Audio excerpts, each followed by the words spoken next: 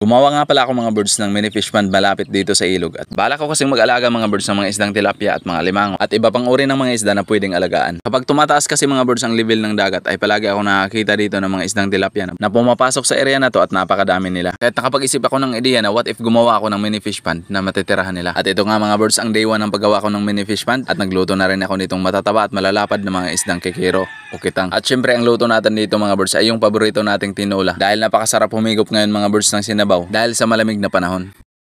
What's up mga birds? Gagawa ko ng fish pond mga birds, mini fish pond. Maputik na part na to ng tabi ng ilog mga birds. Bubuhayin ko itong mga birds na mga wild na tilapia.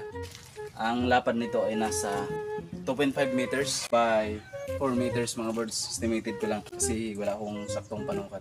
Meters.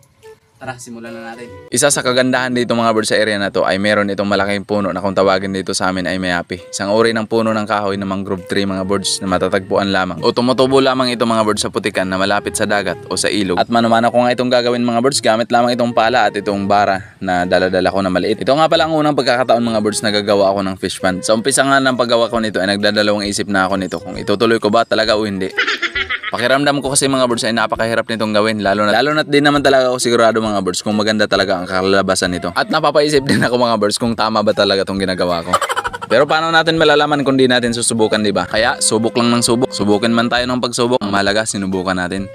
Challenging din talaga mga birds ang paghukay ng putik dito dahil medyo may katigasan ito dahil may pinaghalo itong bato at saka buhangin. At sinamahan pa nga ito ng marami at malalaking mga ugat ng malaking puno na nakatayo dito mga birds. Pero ginusto natin to kaya tuloy na natin to mga birds. At sa puntong ito mga birds ay siguro nasa 1/4 na tayo ng ating huhukaying putik. At habang naghuhukay nga ako dito mga birds ay iba't ibang uri ng mga opinion, mga suggestion ng mga tao na dumadaan dito. Malapit kasi ito sa tulay na daanan ng mga tao. Ang iba ay nagsasuggest na dapat daw ay ginawan ko ito ng tabliya o yung putik mga birds na ginagawang square at buo ito na ilagay sa gilid paikot sa ating fish pond. Maganda naman sana ang suggestion na yun mga birds. Kaso nga lang wala tayong tools o wala tayong kagamitan para gawin yun. Sa nakita ko kasi mga birds sa mga palaisdaan dito ay yun ang nakikita ko mga birds na ang ginagawa nilang pilapil ay yung tabliya o yung pa-square na putik kung saan tumitigas ito mga birds at pwede itong daanan ng tao dahil matigas at maganda itong tingnan. Ganon pa man mga birds kahit kulang ako sa kaalaman sa paggawa ng bagay na to ay tutuloy ko pa rin ito mga birds gamit ang aking lakas ng loob at dedikasyon.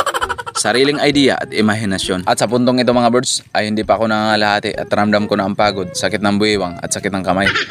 Samahan pa ng uhaw at saka gutom kaya tara mga birds, kape muna tayo. Pumunta nga pala muna ako dito mga birds sa tabing dagat, nagkape at kumain ng tinapay kasama itong aso na si Lucho. Mabait at playful ang aso na to at nakikipaglaro din siya sa akin sa tuwing pumupunta ako dito. Kaya ito mga birds, tamang tambay lang muna at kape dito sa lugar na may napakagandang view. Pahinga lang saglit tapos maya maya banat naman ulit. Ito yung kagandahan mga birds kapag nandito ka sa probinsya kasi kapag gusto mong tumambay o gusto mong makakita ng magandang tanawin ay ilang hakbang lang mga birds ay andyan ka na. At habang tumatambay ako dito ay nag-iisip din ako ng mga plano kung ano talaga ang magandang gawin sa ginagawa kong mini fish pond. Ang isa talaga sa dahilan mga birds kung ba't ako gumawa ng mini fish pond ay magkaroon tayo ng mga bagong kaalaman sa pag-alaga ng mga isda na pwedeng alagaan at mga limango para mayroon tayong katawaan, meron tayong maiba-vlog, meron tayong magagawang content. At the same time mga birds ay meron tayong mapagkukunan ng libreng pang-ulam. Lalo na kapag masama ang panahon mga birds na wala kang mapagkukunan ng mga pang-ulam. At ang kagandahan pa dito mga birds ay na-maximize natin yung lugar. Magagawa natin ng magandang purpose at mapagkinabangan. Habang tumatambay kasi kami dito mga birds ay nakikita namin na pumapasok dito ang maraming isdang tilapia. Kahit nakita namin mga birds ang potential at napag-isip-isip namin na what if gawa natin ng ganito. Ang area kasi na to mga birds ay malapit sa ilog at kapag tumataas yung level ng dagat at pumapasok yung tubig dagat dito sa ilog, kaya't sumasabay din mga birds ang napakaraming isdang tilapia. Sa mga di nakakalam, ang mga isdang tilapia kasi ay nabubuhay sila sa brackish water kung saan nagtatagpo yung tubig alat at tubig tabang. Katulad din yan mga birds ng mga limango at mga bangus, nabubuhay din sila sa brackish water. Kaya't gagawa na naman tayo dito mga birds ng experiment na mag-aalaga tayo dito ng iba't ibang uri ng isda tulad ng bangus, tilapia, banak at saka yung kitang o yung isdang kikiro mga birds, subukan nating pakawalan dito. Available kasi mga birds ang mga similya ng mga isdang yan dito sa lugar namin. Yun nga lang mga birds, huhulin pa natin. Pansamantalang itinigil ko nga mga birds ang paghuhukay ng mini fish pond dahil tumaas na yung level ng dagat at lumalim na nga yung level ng tubig dito sa loob ng ilog. Tulad nga ng sabi ko mga birds, kapag tumataas yung level ng dagat at lumalalim na yung tubig dito sa ilog,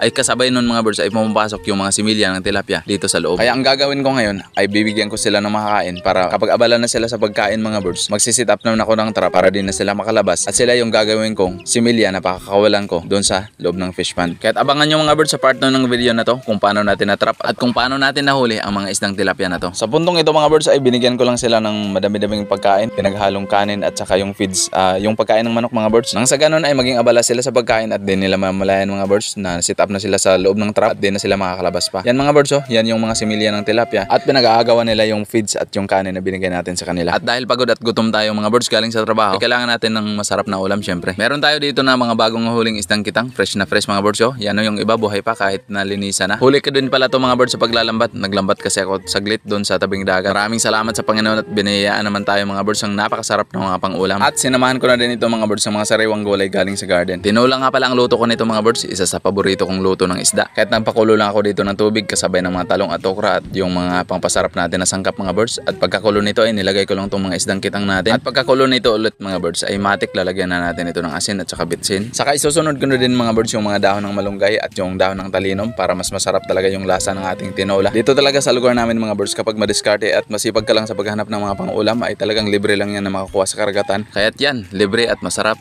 fresh ang ating ulam. At kung umabot ka sa part ng video na to, maraming salamat sa oras mo at maraming salamat sa pagtsatsaga sa panonood ng video na to. See you sa next video.